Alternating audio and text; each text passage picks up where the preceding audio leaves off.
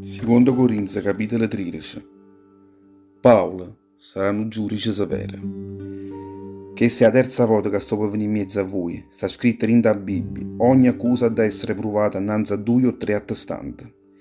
E per tutti quelli che hanno peccato prima per tutto il lato, proprio da mo che sto arrasato a voi, voglio ricordare tutto quello che va giurito, quando sono venuto in mezzo a voi la prima e la seconda volta.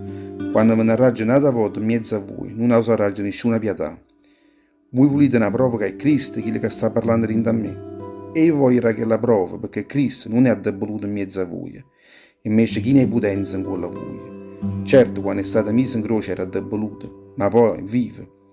E che tutta quella potenza è Dio.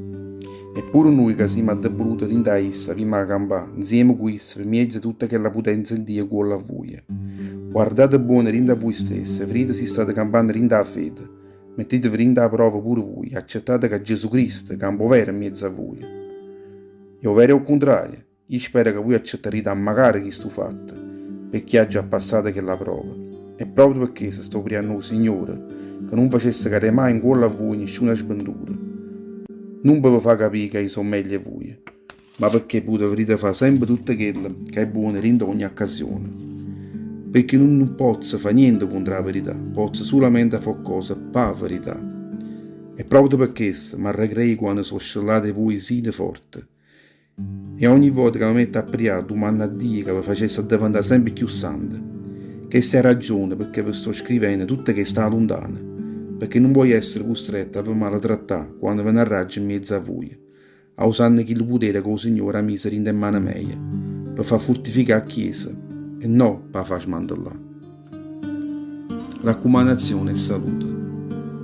Per tutto il resto, frate miei, sforzatevi a campare in da priezza, sforzatevi a arrivare alla perfezione, facetevi coraggio l'uno con l'altro, campate sempre in da concordia e campate in da pace.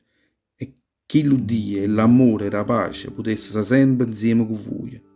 Salutatevi l'uno con l'altro, con un vaso santo.